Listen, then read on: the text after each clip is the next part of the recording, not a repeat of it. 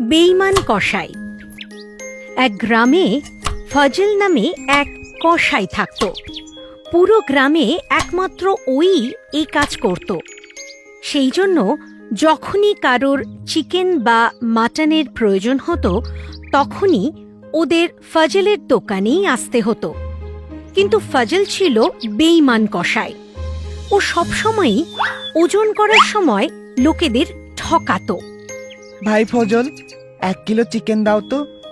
হ্যাঁ হ্যাঁ হ্যাঁ, নিশ্চয়ই। কি ব্যাপার মদিন ভাই, আজ তুমি খুব খুশি দেখছি। আজ আমি 12 ক্লাস পাস করেছি, তাই মা আজ কষা মাংস বানাচ্ছে। মদিন একটু অন্যমনস্ক হতেই ফজল চট করে কম ওজনের মাংস প্যাক করে মদিনকে দিয়ে দেয়। এইভাবেই ও সবাইকে ঠকাতো। বাহ, এ তো বুঝতেই পারেনি আমি এভাবেই অনেক টাকা রোজগার করে নেব। একদিন এক সেপাই ফজলের কাছে এলো। ফজল, কাল সকালবেলা মন্ত্রীর বাড়িতে 25 কেজি মাংসের দরকার আছে। এই নাও টাকা। কাল সকালবেলা সবার আগে মন্ত্রীর বাড়িতে মটন পৌঁছে দিয়ে আসবে। ঠিক আছে, আমি দিয়ে আসব।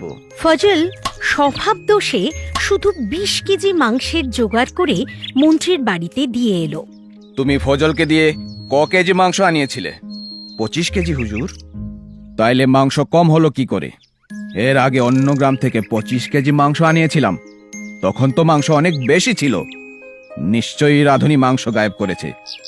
রাধুনিকে ডেকে পাঠাও। আগে ডেকেছেন হুজুর?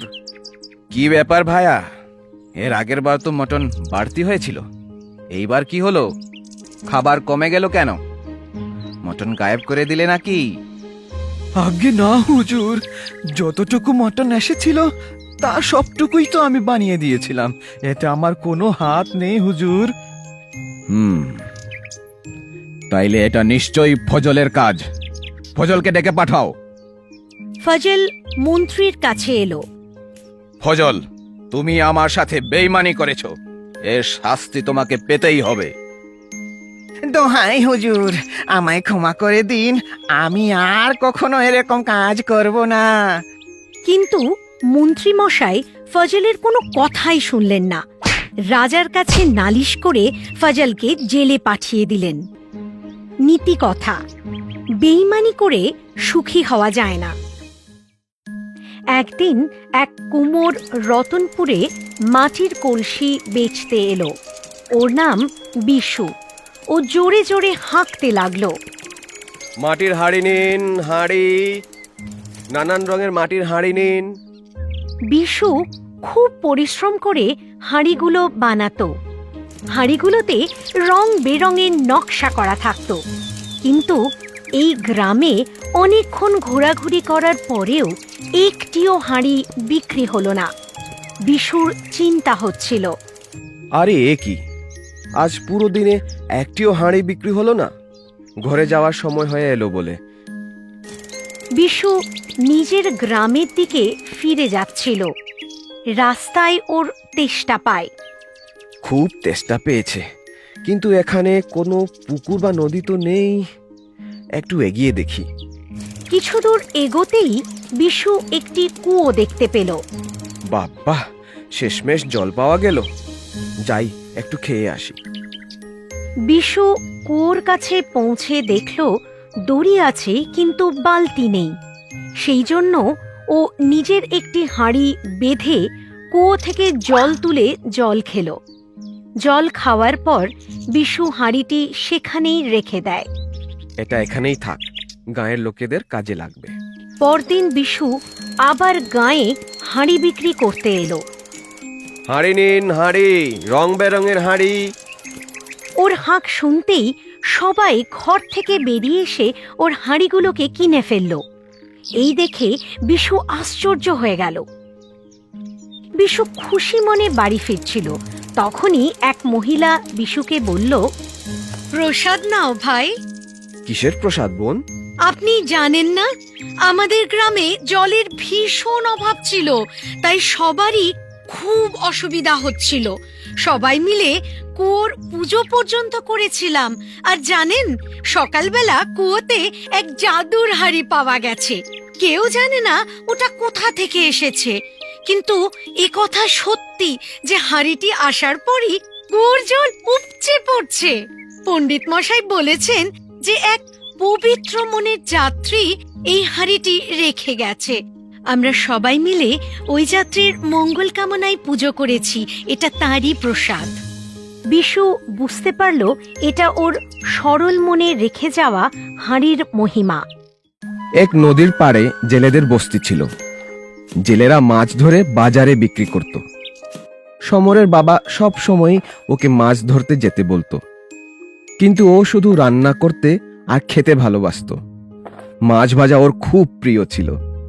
একদিন সমরের বাবা ওকে বলল, দেখো বাবা, আমরা জেলে, আমি এখন বুড়ো হয়ে গেছি, তুই এখন মাছ ধরতে শুরু কর।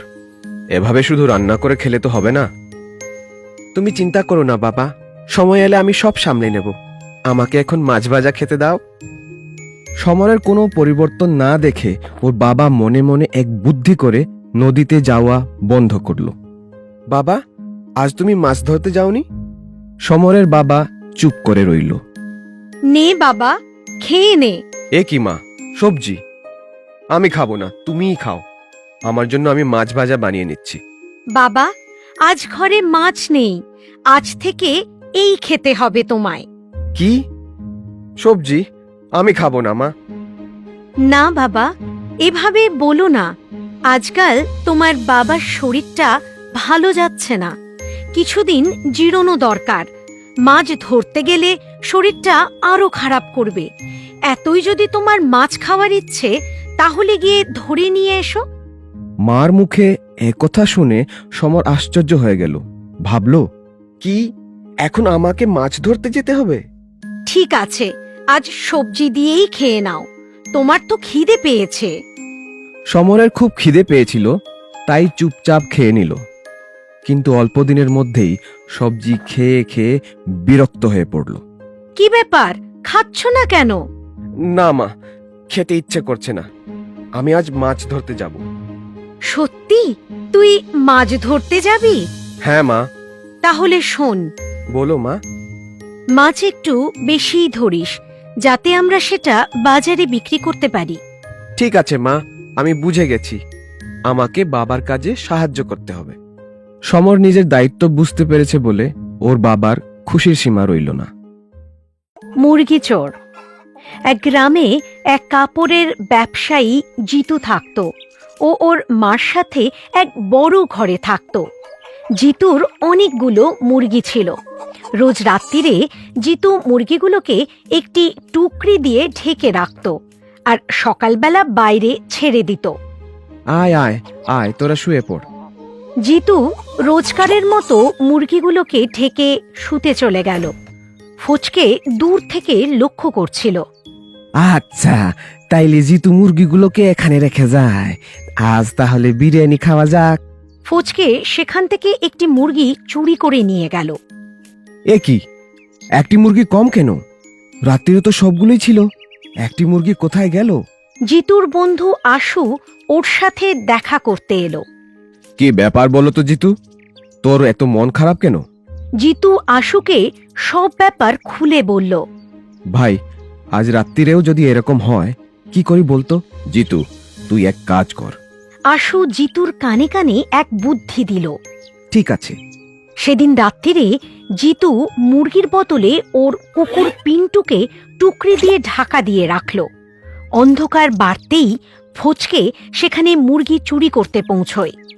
আজও দেখছি মুরগিগুলো এখানেই আছে, আজ তাইলে মালাই চিকেন খাবো।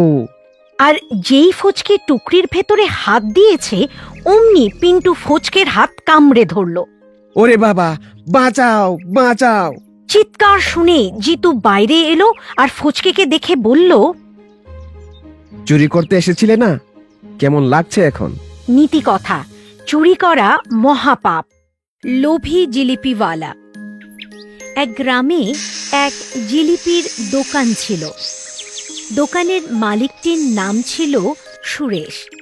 সুরেশ খুবই সুস্বাদু জিলিপি বানাতো।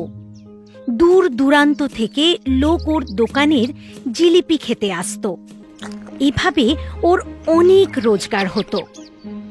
ধীরে ধীরে রোজগার বাড়ার সাথে সাথে ওর লোভও বাড়তে থাকে।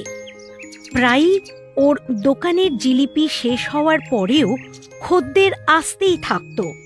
সুরেশের এই কাজ ভালোই চলছিল। কাজ তো অনেক বেড়ে গেছে, আমার একার পক্ষে আর সামাল দেওয়া সম্ভব হচ্ছে না। দুজন লোক লাগিয়ে নিলে ওরা জিলিপি বানাবে আর আমি শুধুই টাকা গুনবো।